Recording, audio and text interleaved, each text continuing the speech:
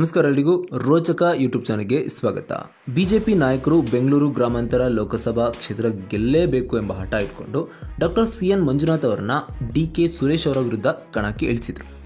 ತೀವ್ರ ಜಿದ್ದಾಜಿದ್ದಿನ ಕಣವಾಗಿದ್ದಂಥ ಬೆಂಗಳೂರು ಗ್ರಾಮಾಂತರ ಲೋಕಸಭಾ ಕ್ಷೇತ್ರದ ಚುನಾವಣೆ ಫಲಿತಾಂಶ ಇನ್ನೇನು ಕೆಲವೇ ಗಂಟೆಗಳಲ್ಲಿ ಹೊರಬರುತ್ತೆ.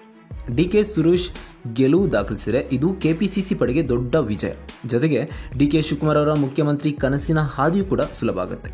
ಇನ್ನು ಡಾಕ್ಟರ್ ಮಂಜುನಾಥ್ ಗೆಲುವು ಕಂಡ್ರೆ ಅದು ಬಿಜೆಪಿಗೆ ಹೊಸ ಇನ್ನಿಂಗ್ಸ್ ಶುರುವಾಗುತ್ತೆ. ಗ್ರಾಮಾಂತರ ಕ್ಷೇತ್ರದಲ್ಲಿ ಎರಡನೇ ಬಾರಿಗೆ ಕಮಲ ಖಾತೆ ತೆರೆಯುತ್ತೆ. ಇದರೊಂದಿಗೆ ಮಂಜುನಾಥ್ ಅವರು HD ಕುಮಾರಸ್ವಾಮಿ ಅವರಿಗೆ ಭಾವನಾಗಬೇಕು. ಹೀಗಾಗಿ JDSನಲ್ಲಿ ಹೊಸ ಉರುಪು ಕೂಡ ಬರುತ್ತೆ. ಹಾಗಾದರೆ ಬೆಂಗಳೂರು ಗ್ರಾಮಾಂತರ ಲೋಕಸಭಾ ಕ್ಷೇತ್ರ ಗೆದ್ದು ಬೀಗೋದು ಯಾರು? ಒಂದು ವೇಳೆ DK ಸುರೇಶ್ ಸೋತ್ರೆ ಕಾಂಗ್ರೆಸ್ ಯಾವ ನಿರ್ಧಾರ ತೆಗೆದುಕೊಳ್ಳುತ್ತೆ? ಅಂದುಕೊಂಡಂತೆ ಆಗಲಿಲ್ಲ ಅಂತ ಅಂದರೆ ಕಾಂಗ್ರೆಸ್ನಲ್ಲಿ ದೊಡ್ಡ ಬದಲಾವಣೆ ಆಗುತ್ತೆ. ಏನೆಲ್ಲ ಬದಲಾವಣೆ ಆಗುತ್ತೆ, ಬೆಂಗಳೂರು ಗ್ರಾಮಾಂತರ ಲೋಕಸಭಾ ಕ್ಷೇತ್ರದಲ್ಲಿ ಯಾರು ಗೆಲ್ತಾರೆ, ಎಲ್ಲದನ್ನೂ ಕೂಡ ಈ ವಿಡಿಯೋದಲ್ಲಿ ನೋಡ್ತಾ ಹೋಗೋಣ. ಅದಕ್ಕಿಂತ ಮುಂಚೆ ಯಾರೆಲ್ಲ ನಮ್ಮ ಚಾನಲ್ನ ಸಬ್ಸ್ಕ್ರೈಬ್ ಮಾಡಿಲ್ಲ ಅಂತಂದರೆ ಈ ಕೂಡಲೇ ಸಬ್ಸ್ಕ್ರೈಬ್ ಮಾಡಿ. ಬೆಂಗಳೂರು ಗ್ರಾಮಾಂತರ ಲೋಕಸಭಾ ಕ್ಷೇತ್ರ ಭಾರತದ ಮೂಲೆ ಮೂಲೆಯಲ್ಲೂ ಸದ್ದನ್ನು ಮಾಡಿತು. ಯಾಕೆಂದರೆ ಈ ಕ್ಷೇತ್ರದಲ್ಲಿ ಸತತವಾಗಿ ಗೆದ್ದು ಬೀಗ್ತಾ ಇರೋದು ಕಾಂಗ್ರೆಸ್ನ ಅಭ್ಯರ್ಥಿ DK ಸುರೇಶ್. ಇನ್ನು ಅವರನ್ನ ಕಟ್ಟಿ ಹಾಕಬೇಕು ಅಂತ ನೇರವಾಗಿ ಬಿಜೆಪಿಯ ಕೇಂದ್ರ ನಾಯಕರೇ ಸಿದ್ಧತೆ ಮಾಡ್ಕೊಂಡಿದ್ರು. ಇದಿಷ್ಟೇ ಅಲ್ಲದೆ JDSನ ವರಿಷ್ಠರಾದಂಥ HD ದೇವೇಗೌಡರ ಅಳಿಯ ಡಾಕ್ಟರ್ CN ಮಂಜುನಾಥ್ ಅವರನ್ನೇ DK ಸುರೇಶ್ ಅವರ ವಿರುದ್ಧ ಕಣಕ್ಕೆ ಇಳಿಸಿದರು.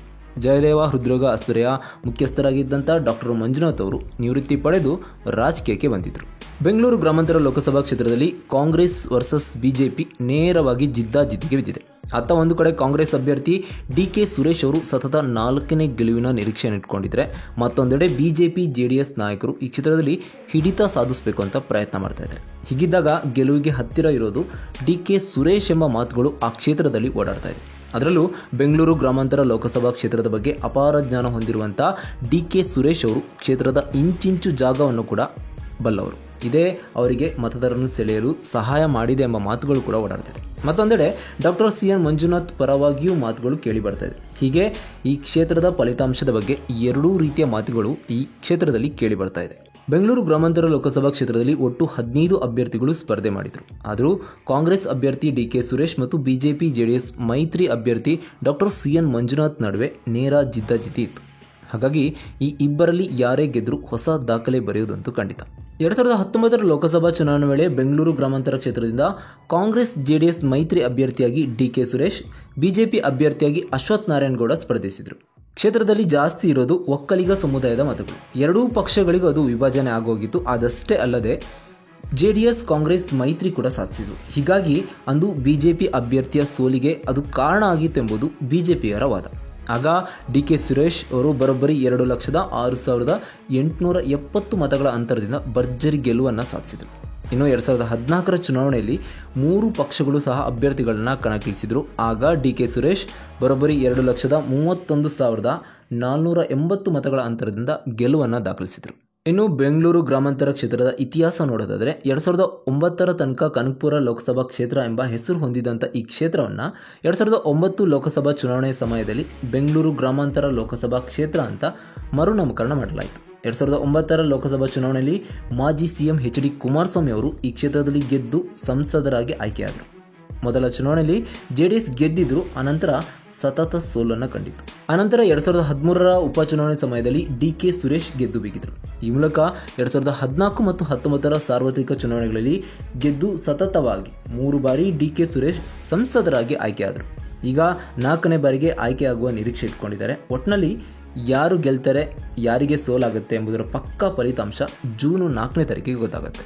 ಇನ್ನು ಯಾವೆಲ್ಲ ಕ್ಷೇತ್ರಗಳು ಇದಕ್ಕೆ ಸೇರ್ಪಡೆಯಾಗಿದೆ ಅಂತಂದರೆ, ಬೆಂಗಳೂರು ಗ್ರಾಮಾಂತರ ಲೋಕಸಭಾ ಕ್ಷೇತ್ರ ಏನಿದೆ ಇದು ವಿಶಾಲವಾದ ವ್ಯಾಪ್ತಿ ಪ್ರದೇಶ ಹೊಂದಿದೆ. ಹೀಗೆ ಬೆಂಗಳೂರು ಗ್ರಾಮಾಂತರ ಲೋಕಸಭಾ ಕ್ಷೇತ್ರಕ್ಕೆ ಕುಣಿಗಲ್ ವಿಧಾನಸಭಾ ಕ್ಷೇತ್ರ ಸೇರಿ ರಾಜರಾಜೇಶ್ವರಿ ನಗರ ವಿಧಾನಸಭಾ ಕ್ಷೇತ್ರ, ಬೆಂಗಳೂರು ದಕ್ಷಿಣ ವಿಧಾನಸಭಾ ಕ್ಷೇತ್ರ ಮತ್ತು ಆನೇಕಲ್ ವಿಧಾನಸಭಾ ಕ್ಷೇತ್ರ, ಮಾಗಡಿ ವಿಧಾನಸಭಾ ಕ್ಷೇತ್ರ, ರಾಮನಗರ ವಿಧಾನಸಭಾ ಕ್ಷೇತ್ರ, ಕನಕಪುರ ವಿಧಾನಸಭಾ ಕ್ಷೇತ್ರ, ಚನ್ನಪಟ್ಟಣ ವಿಧಾನಸಭಾ ಕ್ಷೇತ್ರಗಳು ಇದಕ್ಕೆ ಸೇರುತ್ತೆ. ಹೀಗಾಗಿ ಬೆಂಗಳೂರು ಗ್ರಾಮಾಂತರ ಕ್ಷೇತ್ರ ತೀವ್ರ ಜಿದ್ದಾಜಿದ್ದಿನಿಂದ ಕೂಡಿರುತ್ತೆ. ಹೀಗಾಗಿ ಇಲ್ಲಿ ಗೆಲುವಿಗಾಗಿ ಭರ್ಜರಿ ಪೈಪೋಟಿ ಕೂಡ ನಡೆದಿರುತ್ತೆ. ಇನ್ನು ಕೈ ನಾಯಕರ ಗೆಲುವಿನ ಲೆಕ್ಕಾಚಾರ ಏನು ಅಂತ ನೋಡೋದಾದರೆ, ಕಾಂಗ್ರೆಸ್ ಮತ್ತು ಬಿಜೆಪಿ JDS ಮೈತ್ರಿ ಪಕ್ಷಗಳು ಗೆಲುವು ನಮ್ಮದೇ ಅಂತ ಹೇಳ್ತಾ ಇದೆ. ಕಾಂಗ್ರೆಸ್ ಪಕ್ಷದ ಮುಖಂಡರು ಕ್ಷೇತ್ರ ವ್ಯಾಪ್ತಿಯ 8 ವಿಧಾನಸಭಾ ಕ್ಷೇತ್ರಗಳ ಪೈಕಿ 5 ಕ್ಷೇತ್ರಗಳಲ್ಲಿ ನಮ್ಮದೇ ಶಾಸಕರಿರೋದು. ರಾಜರಾಜೇಶ್ವರಿ ಕ್ಷೇತ್ರದಲ್ಲಿ ಡಿಕೆ ಸಹೋದರರು ಹೆಚ್ಚಿನ ವರ್ಕೌಟ್ ಮಾಡಿದ್ದಾರೆ. ಹೀಗಾಗಿ ಬೆಂಗಳೂರು ದಕ್ಷಿಣ ಹಾಗೂ ಚನ್ನಪಟ್ಟಣ ಹೊರತುಪಡಿಸಿದರೆ ಮಿಕ್ಕೆಲ್ಲ ವಿಧಾನಸಭಾ ಕ್ಷೇತ್ರದಲ್ಲಿ ಭಾರೀ ಅಂತರದ ಮತಗಳನ್ನ ಕಾಂಗ್ರೆಸ್ ಅಭ್ಯರ್ಥಿಯಾದಂಥ ಡಿಕೆ ಸುರೇಶ್ ಪಡ್ಕೊಳ್ತಾರೆ ಅನ್ನೋದು ಅವರ ವಿಶ್ವಾಸ. ಬೆಂಗಳೂರು ದಕ್ಷಿಣ ಹಾಗೂ ಚನ್ನಪಟ್ಟಣ ವಿಧಾನಸಭಾ ಕ್ಷೇತ್ರಗಳಲ್ಲಿ ಬಿಜೆಪಿ ಜೆಡಿಎಸ್ ಮೈತ್ರಿ ಅಭ್ಯರ್ಥಿಯಾದಂಥ ಡಾಕ್ಟರ್ CN ಮಂಜುನಾಥ್ ಅವರಿಗೆ ಲೀಡ್ ಬಂದರು. 6 ಕ್ಷೇತ್ರಗಳಲ್ಲಿ ಕಾಂಗ್ರೆಸ್ ಮುನ್ನಡೆ ಸಾಧಿಸುತ್ತೆ ಅನ್ನೋದು ಅವರ ಲೆಕ್ಕಾಚಾರ. ಕ್ಷೇತ್ರದಲ್ಲಿ ಕಾಂಗ್ರೆಸ್ ಹೊಂದಿರುವ ಶಾಸಕರ ಬಲ, ಅದರ ಜೊತೆಗೆ ಗ್ಯಾರಂಟಿಗಳ ಪ್ರಭಾವದ ಮೇಲೆ ಅವರು ನಂಬಿಕೆ ಇಟ್ಕೊಂಡಿದ್ದಾರೆ. ಇದು ಕಾಂಗ್ರೆಸ್ಸಿಗರ ಗೆಲುವಿನ ಲೆಕ್ಕಾಚಾರ. ಇನ್ನು ಮೈತ್ರಿಯಲ್ಲೂ ಕೂಡ ಇದೇ ರೀತಿಯ ಲೆಕ್ಕಾಚಾರ ನಡೀತಾ ಇದೆ. ಬಿಜೆಪಿ ಜೆಡಿಎಸ್ ಮಿತ್ರ ಪಕ್ಷಗಳ ಮುಖಂಡರು ಈ ಬಾರಿ ಜಯ ನಮ್ಮದೇ ಅಂತ ಹೇಳ್ತಾ ಇದ್ದಾರೆ. ಕಳೆದ ಲೋಕಸಭಾ ಚುನಾವಣೆಯಲ್ಲಿ ಏಕಾಂಗಿಯಾಗಿ ಸ್ಪರ್ಧೆ ಮಾಡಿದಂಥ ಬಿಜೆಪಿ ಕಡಿಮೆ ಅಂತರದಿಂದ ಸೋಲನ್ನು ಅನುಭವಿಸಿತು. ಆದರೆ ಈ ಬಾರಿ ಜೆಡಿಎಸ್ ಕೂಡ ಬಿಜೆಪಿಗೆ ಬೆಂಬಲ ವ್ಯಕ್ತಪಡಿಸಿರೋದ್ರಿಂದ ಮೈತ್ರಿ ಅಭ್ಯರ್ಥಿಗೆ ಗೆಲುವು ಖಚಿತ ಅನ್ನೋದು ಬಿಜೆಪಿಯವರ ಲೆಕ್ಕಾಚಾರ. ಬೆಂಗಳೂರು ದಕ್ಷಿಣ, ರಾಜರಾಜೇಶ್ವರಿ, ಚನ್ನಪಟ್ಟಣ ಹಾಗೂ ಮಾಗಡಿ ವಿಧಾನಸಭಾ ಕ್ಷೇತ್ರಗಳಲ್ಲಿ ಮೈತ್ರಿ ಅಭ್ಯರ್ಥಿ ಅತಿ ಹೆಚ್ಚು ಮತಗಳನ್ನ ಪಡ್ಕೊಂಡ್ರೆ, ಕಾಂಗ್ರೆಸ್ ಉಳಿದ ಕ್ಷೇತ್ರಗಳಲ್ಲಿ ಲೀಡ್ ಪಡೆದರೂ ಕೂಡ ಈ 4 ಕ್ಷೇತ್ರದಲ್ಲಿ ಗಳಿಸುವ ಮತಗಳು ಬಿಜೆಪಿ ಗೆಲುವಿಗೆ ಸಾಕಾಗುತ್ತೆ ಅನ್ನೋದು ಇದು ಅವರ ಲೆಕ್ಕಾಚಾರ. ಕಾಂಗ್ರೆಸ್ ಪಕ್ಷಕ್ಕೆ ಸದ್ಯಕ್ಕೆ ಬಿಜೆಪಿ ಮತಗಳ ಭಯಕ್ಕಿಂತ ಜೆಡಿಎಸ್ ಮತಗಳದ್ದೇ ಆತಂಕ. ಯಾಕೆಂದರೆ ಕಳೆದ ಬಾರಿ ವಿಧಾನಸಭಾ ಚುನಾವಣೆಯಲ್ಲಿ ರಾಮನಗರ, ಮಾಗಡಿ, ಚನ್ನಪಟ್ಟಣ, ಕುಣಿಗಲ್ ಕ್ಷೇತ್ರಗಳಲ್ಲಿ ಜೆಡಿಎಸ್ ಒಳ್ಳೆಯ ಮತಗಳನ್ನ ಪಡ್ಕೊಂಡಿತ್ತು. ಲೋಕಸಭಾ ಚುನಾವಣೆಯಲ್ಲಿ ಬಿಜೆಪಿ ಜೊತೆ ಮೈತ್ರಿ ಮಾಡಿಕೊಂಡಿರೋದ್ರಿಂದ ಜೆಡಿಎಸ್ನ 80% ಮತಗಳು ಬಿಜೆಪಿಗೆ ಬಂದರೆ ಕಾಂಗ್ರೆಸ್ಸನ್ನು ಅತಿ ಹೆಚ್ಚು ಮತಗಳ ಅಂತರದಿಂದ ಸೋಲಿಸಬಹುದು ಎಂಬ ವಿಶ್ವಾಸ ಮೈತ್ರಿ ಮುಖಂಡರಲ್ಲಿದೆ. ಇನ್ನು ಈ ಚುನಾವಣೆಯಲ್ಲಿ ಡಿಕೆ ಸುರೇಶ್ ಅವರು ಗೆದ್ದರೆ ಡಿಕೆ ಶಿವಕುಮಾರ್ ಅವರು CM ಸ್ಥಾನಕ್ಕೆ ಒಂದಷ್ಟು ಹತ್ತಿರ ಆಗ್ತಾರೆ. ಈಗಿರುವ ಲೆಕ್ಕಾಚಾರದ ಪ್ರಕಾರ ಕಾಂಗ್ರೆಸ್ ವರಿಷ್ಠರು ಅಂದರೆ ಹೈಕಮಾಂಡ್ ನಾಯಕರಿಗೆ ರಾಜ್ಯ ನಾಯಕತ್ವದಲ್ಲಿ ಬದಲಾವಣೆ ಮಾಡುವ ಚರ್ಚೆ ಕೂಡ ನಡೆಸಿದರು. ಯಾಕೆಂದರೆ ಕರ್ನಾಟಕ ರಾಜ್ಯದಲ್ಲಿ CM ಸ್ಥಾನ ಬದಲಾವಣೆ ಮಾಡಬೇಕು ಎಂಬ ಬೇಡಿಕೆಯನ್ನು ಈ ಮೊದಲಿನಿಂದಲೂ ಆ ವಿಷಯವನ್ನು ಮುಂದೂಡ್ತಾ ಬರ್ತಾ ಇದ್ದಾರೆ. ಇದೀಗ ಆ ಮಾತಿಗೆ ಮನ್ನಣೆ ನೀಡಿ ಕರ್ನಾಟಕ ರಾಜ್ಯದಲ್ಲಿನ ಮುಖ್ಯಮಂತ್ರಿ ಸ್ಥಾನ ಬದಲಾಯಿಸಲು ಕಾಂಗ್ರೆಸ್ ನಾಯಕರು ಕರ್ನಾಟಕಕ್ಕೆ ಬರ್ತಾರೆ ಅಂತ ಹೇಳಲಾಗ್ತಾ ಇದೆ. ಆದರೆ ಈ ಕುರಿತು ಇನ್ನೂ ಅಧಿಕೃತವಾದ ಮಾಹಿತಿ ಹೊರಬಂದಿಲ್ಲ. ಹೀಗಾಗಿ ಕರ್ನಾಟಕದಲ್ಲಿ ಡಿಕೆ ಶಿವಕುಮಾರ್ CM ಆಗ್ತಾರೆ ಎಂಬ ಕುತೂಹಲ ಈ ಲೋಕಸಭಾ ಎಲೆಕ್ಷನ್ ಟೈಮಲ್ಲಿ ತುಂಬಾನೇ ಗಮನ ಸೆಳೀತಾ ಇದೆ. ಆದರೆ ಜೆಡಿಎಸ್ನ ಬೆಂಬಲ ಕಾಂಗ್ರೆಸ್ಗೆ ವರದಾನ ಆಯಿತೋ ಅಥವಾ ಮುಳ್ಳಾಯಿತೋ ಎಂಬುದು ಫಲಿತಾಂಶದಿಂದ ಗೊತ್ತಾಗುತ್ತೆ. ಇನ್ನು ಕಳೆದ ಬಾರಿ ಡಿಕೆ ಸುರೇಶ್ ಗೆಲುವಿನ ನಿರ್ಣಾಯಕ ಪಾತ್ರ ವಹಿಸಿದಂಥ ಮಾಜಿ CM ಜೆಡಿಎಸ್ನ ನಾಯಕ HD ಕುಮಾರಸ್ವಾಮಿ ಈ ಚುನಾವಣೆಯಲ್ಲಿ ಬಿಜೆಪಿ ಅಭ್ಯರ್ಥಿ ಪರವಾಗಿ ದುಡಿದಿದ್ದಾರೆ. ಅಲ್ಲದೆ ಮೋದಿ ಹವಾ ಕೂಡ ಇಲ್ಲಿ ಕೆಲಸ ಮಾಡಿರೋದ್ರಿಂದ ಬಿಜೆಪಿ ನೂತನ ದಾಖಲೆ ಬರೆಯುವುದಂತೂ ಶತಸಿದ್ಧ ಎಂಬ ತೀರ್ಮಾನಕ್ಕೆ ಬಂದಿರುವಂಥ ಬಿಜೆಪಿಯವರು ಹೆಚ್ಚಿನ ಹುಮ್ಮಸ್ನಲ್ಲಿದ್ದಾರೆ.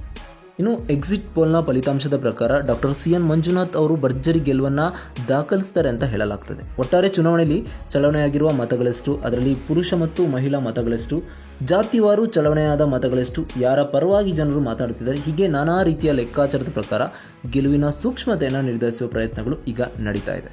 ಇನ್ನು ಡಿಕೆ ಸುರೇಶ್ ಮತ್ತು ಡಾಕ್ಟರ್ CN ಮಂಜುನಾಥ್ ಮಧ್ಯೆ ಯಾರು ಗೆಲುವನ್ನು ದಾಖಲು ಮಾಡ್ತಾರೆ ಅಂತ ನಮಗೆ ಕಮೆಂಟ್ ಮೂಲಕ ತಿಳಿಸಿ. ಧನ್ಯವಾದಗಳು.